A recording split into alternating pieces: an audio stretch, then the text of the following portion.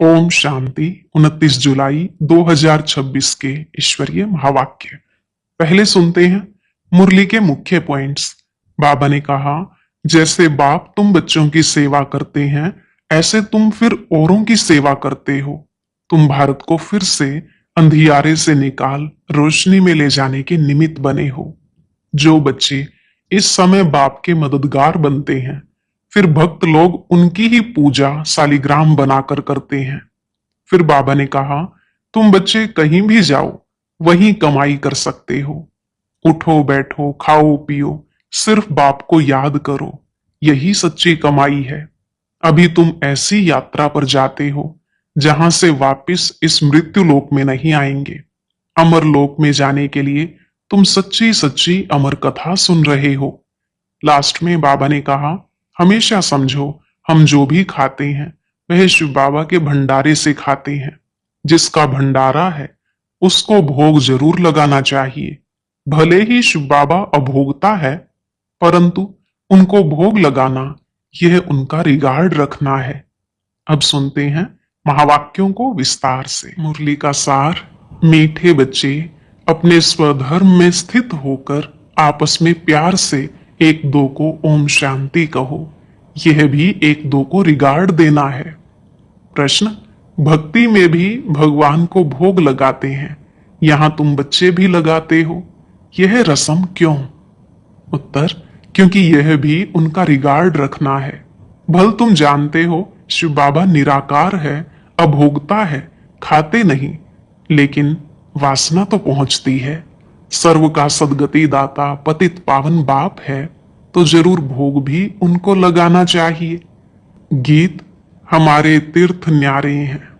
ओम शांति। बच्चों की दिल में भी उठा ओम शांति। जैसे किसको नमस्ते कहा जाता है तो वह भी रिटर्न में कहते हैं नमस्ते। यहां बाप ने कहा ओम शांति, तो सब बच्चे इनकी आत्मा सहित सबके दिल से आएगा ओम शांति, अर्थात हम आत्मा शांत स्वरूप हैं। रिस्पॉन्ड तो करना चाहिए ना, यह रिस्पॉन्ड हुआ ना। दूसरे कोई अर्थ सहित ऐसे कह ना सके। बाप ज्ञान सूर्य भी कहते हैं ओम शांति, ज्ञान चंद्रमा भी कहते हैं ओम शांति, ज्ञान सितारे भी कहते ओम शांति। सितारों में सब आ गए। अब तुम बच्चों को अपने स्वधर्म का पता लगा है कि हम शांत स्वरूप और शांति धाम के रहने वाले हैं। यह तुमको निश्चय हुआ है। अच्छी रीति से तुम आत्मा को जानते हो। बरोबर कहा भी जाता है, महान आत्मा पाप आत्मा। आत्मा ही एक शरीर छोड़ दूसरा लेती है, परंतु आत्मा का यथार्थ परिचय कोई को नहीं है। हम आत्मा इतनी छोटी हैं, 84 जन्मों का पार्ट बजाते हैं। यह न तुमको पता था न और कोई जानते हैं। अभी तुम बच्चे सम्मुख बैठे हो, बाप को अपना बनाते हो। बच्चे बाप को अपना बनाते हैं वर्षा लेने के लिए। तुम बच्चे जानते हो हम आत्माओं का बेहद का बाप इस ब्रह्मा तन में आया हुआ है। ब्रह्मा तन में आकर आदि सनातन देवी देवता धर्म की स्थापना करते हैं। कल्प पहले भी आदि सनातन देवी देवता धर्म अर्थात सूर्यवंशी राजधानी स्थापन हुई थी। यह स्थापना का कार्य कल्प कल्प बाप ही करते हैं, जिसको भगवान कहा जाता है। भगवान बाप से सब मांगते हैं कि दुख हरो सुख दो। जब सुख मिल जाता है तो मांगने की दरकार नहीं रहती। यहां मांगते हैं क्योंकि दुख है, वहां कुछ भी मांगने की दरकार नहीं रहती, क्योंकि बाप सब कुछ देकर जाते हैं। इसलिए सतयुग में कोई भी बाप को याद नहीं करते। बाप समझाते हैं कि बच्चों को हम सुख धाम का मालिक बनाते हैं। तुम बच्चे जानते हो इस बाबा से हम फिर से सुख धाम का वर्षा ले रहे हैं। बेहद के बाप से बेहद का सुख लेते हैं। तुमको समझाया जाता है भक्ति मार्ग कैसे चलता है, मनुष्य सृष्टि रूपी झाड़ की उत्पत्ति पालना और संहार कैसे होता है, वह ड्रामा का आदि मध्य अंत क्या है। यह है साकारी दुनिया, वह है निराकारी। बच्चे समझ गए हैं कि हमने पूरा आधा कल्प भक्ति की, अब कलयुग का अंत है। वर्षा मिलता ही है संगम पर। यह बच्चों को अच्छी रीति समझना चाहिए। अभी हम संगम पर हैं, यह तुम बच्चे ही समझते हो। दूसरे कोई समझेंगे नहीं जब तक परिचय नहीं देंगे। जरूर संगम युग आता है जबकि पुरानी दुनिया बदल नई होती है। यह सारी पुरानी दुनिया है। इनको आयरन एज कहा जाता है। यह भी तुम जानते हो। पहले पहले सारी दुनिया पर एक ही धर्म होता है। नई दुनिया में भारत खंड ही सिर्फ होता है। थोड़े मनुष्य होते हैं। नई दुनिया को ही स्वर्ग कहा जाता है। इससे सिद्ध है नई दुनिया में नया भारत था। अब पुरानी दुनिया में पुराना भारत है। गांधी भी कहते थे नई दुनिया नया भारत हो, नई दिल्ली हो। अब नव भारत व नई दिल्ली है नहीं। नव भारत में तो इन लक्ष्मी नारायण का राज्य था। अभी उसी ही भारत पर रावण का राज्य है। यह भी लिखना चाहिए नई दुनिया नई दिल्ली, फलाने समय से फलाने समय तक इनका राज्य। यह समझा भी वही सकता जो नई दुनिया बनाने वाला है। ब्रह्मा द्वारा नई दुनिया स्वर्ग स्थापन करते हैं। जिस स्वर्ग का वर्षा लेने के लिए तुम आते हो, बाप तुमको युक्ति बतलाते हैं अथवा पुरुषार्थ कराते हैं। सम्मुख भी मिलने आते हो अथवा वहां भी बैठ पड़ते हो। दिल होती है सम्मुख मिले। वह सम्मुख मिलते हैं मनुष्य मनुष्य से। यहां तुम कहेंगे हम जाते हैं शिव बाबा से मिलने। कहेंगे वह तो निराकार है ना। हम आत्मा भी निराकार हैं। हम भी यहाँ पार्ट बजाने आते हैं ना। जिनका नाम है वह जरूर पार्टधारी भी है। भगवान का भी नाम है ना। निराकार शिव को भी भगवान कहा जाता है। और किसको भगवान नहीं कहेंगे। भगवान निराकार ही गाया जाता है। उनकी पूजा होती है। आत्माओं की भी पूजा होती है। रुद्र यज्ञ रचते हैं ना। वह मिट्टी के शालिग्राम बनाते हैं। पत्थर का बनाओ व मिट्टी का। मिट्टी के तोड़ने फिर बनाने सहज हैं। दुनिया तो इन बातों को नहीं जानती है। रुद्र यज्ञ में कितनी आत्माओं की पूजा कर सकते हैं। बच्चे तो ढेर हैं। भक्त सब भगवान के बच्चे हैं। बाप को याद करते हैं। बाबा ने समझाया है शिव बाबा आते ही भारत में हैं। तुम थोड़े बच्चे जो उनके मददगार खुदाई खिदमतगार बनते हो, उनकी ही पूजा भक्त लोग शालिग्राम बनाकर करते हैं। यज्ञ जो रचते हैं उनमें छोटा यज्ञ भी होता है, बड़ा भी होता है। बड़े साहूकार लोग बड़ा यज्ञ रचते हैं, लाख लाख बनाते हैं। छोटा यज्ञ होगा तो 5-10 हजार बनाएंगे। जैसा जैसा सेठ वैसा यज्ञ, और फिर उतने शालिग्राम बनाते। एक शिव बाकी शालिग्राम बनाते। फिर उतने ब्राह्मण भी चाहिए। बहुतों ने यज्ञ देखा होगा। तुम जानते हो बाबा हम बच्चों की सेवा करते हैं। हम फिर औरों की सेवा करते हैं, इसलिए पूजा होती है। तुम अभी पूज्य बनते हो। आत्मा कहती है बाबा आप तो सदैव पूज्य हो, हमको भी पूज्य बना रहे हो। तुम पूज्य आत्मा शरीर लेगी तो कहेंगे पूज्य देवी देवताएं। आत्मा ही पूज्य अथवा पुजारी बनती है। बाप आते भी हैं एक ही बार।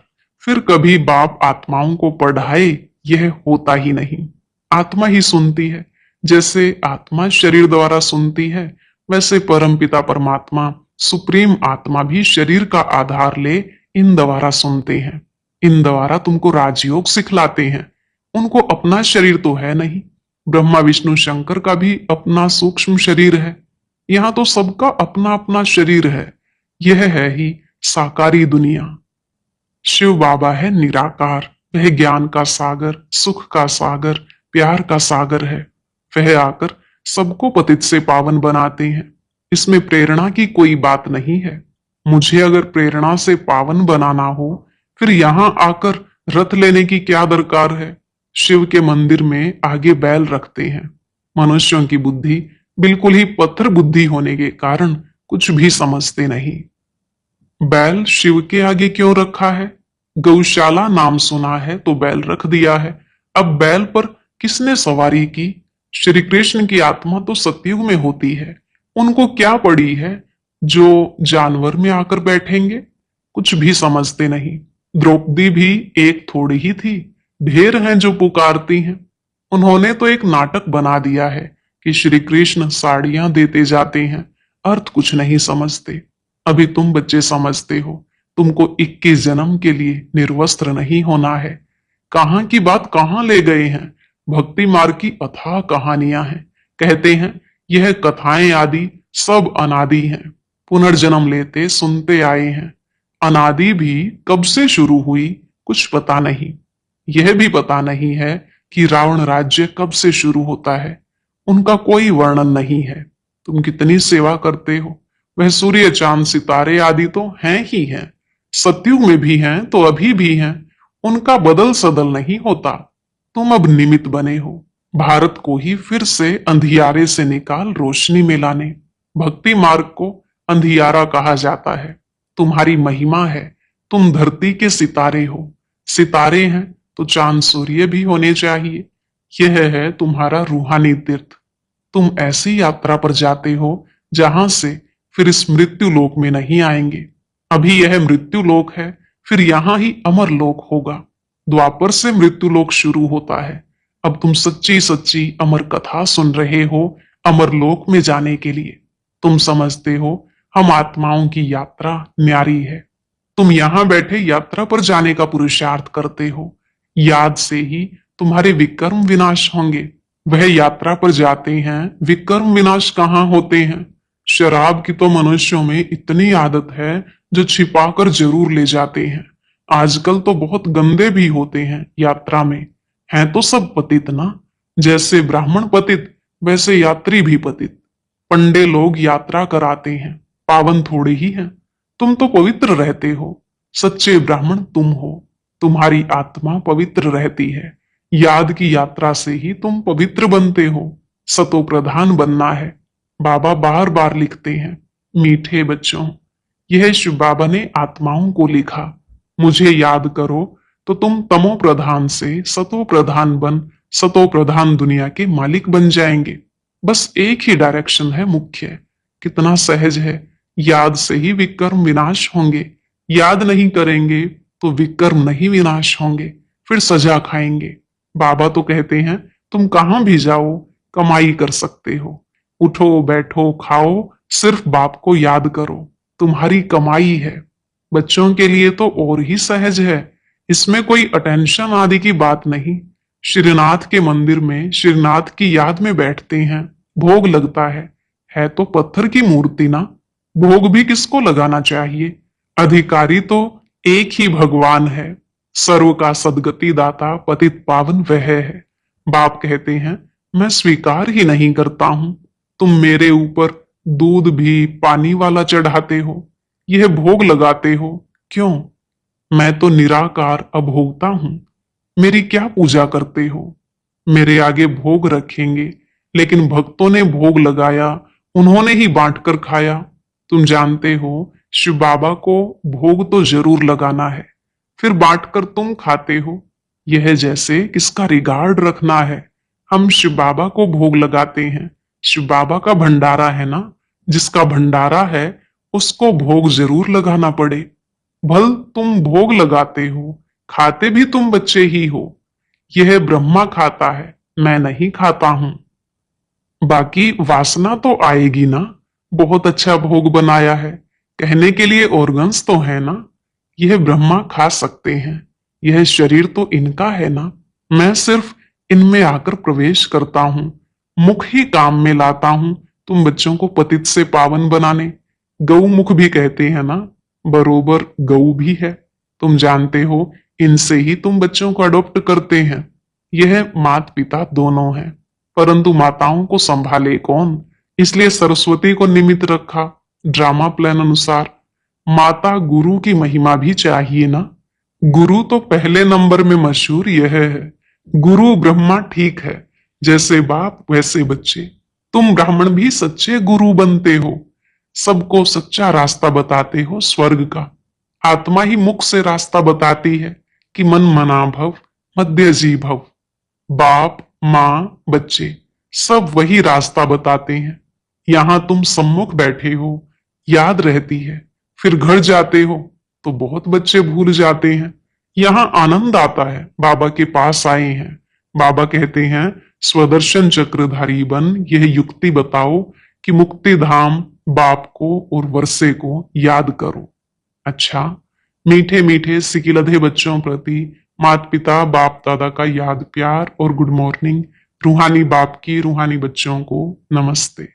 रूहानी बच्चों की रूहानी बाप दादा को नमस्ते, नमस्ते, गुड मॉर्निंग, शुक्रिया बाबा, शुक्रिया। धारणा के लिए मुख्य सार। पहला पॉइंट, आपस में एक दो को व बाप को यथार्थ रिगार्ड देना है। बाप भला भोगता है, लेकिन जिसके भंडारे से पालना होती है उसको पहले स्वीकार जरूर कराना है। दूसरा, पूजनीय बनने के लिए खुदाई खिदमतगार बनना है। बाप के साथ सेवा में मददगार बनना है। जब आत्मा और शरीर दोनों पावन होंगे तब पूजा होगी। वरदान, अपने प्रति व सर्व आत्माओं के प्रति लाफुल बनने वाले लव मेकर सो, न्यू वर्ल्ड मेकर भव। अपने प्रति व सर्व आत्माओं के प्रति लाफुल बनने वाले लव मेकर सो, न्यू वर्ल्ड मेकर भव। बाबा ने कहा, जो स्वयं प्रति लाफुल बनते हैं वही दूसरों के प्रति भी लाफुल बन सकते हैं। जो स्वयं ला को ब्रेक करते हैं वह दूसरों के ऊपर ला नहीं चला सकते। इसलिए अपने आप को देखो कि सवेरे से रात तक मनसा संकल्प में, वाणी में, कर्म में, संपर्क व एक दो को सहयोग देने में व सेवा में कहां भी ला ब्रेक तो नहीं होता है। जो ला मेकर हैं वह ला ब्रेकर नहीं बन सकते। जो इस समय ला मेकर बनते हैं वही peace maker, new world maker बन जाते हैं। स्लोगन, कर्म करते कर्म के अच्छे व बुरे प्रभाव में न आना ही कर्मातीत बनना है। कर्म करते कर्म के अच्छे व बुरे प्रभाव में न आना ही कर्मातीत बनना है। अव्यक्त इशारे, ज्वाला स्वरूप स्थिति में रहे शक्तिशाली याद का अनुभव करो। ज्वाला स्वरूप याद के लिए मन और बुद्धि दोनों को एक तो पावरफुल ब्रेक चाहिए और मोड़ने की भी शक्ति चाहिए। इससे बुद्धि की शक्ति व कोई भी एनर्जी वेस्ट ना होकर जमा होती जाएगी। जितनी जमा होगी उतना ही परखने की, निर्णय करने की शक्ति बढ़ेगी। इसके लिए अब संकल्पों का बिस्तर बंद करते चलो, अर्थात समेटने की शक्ति धारण करो।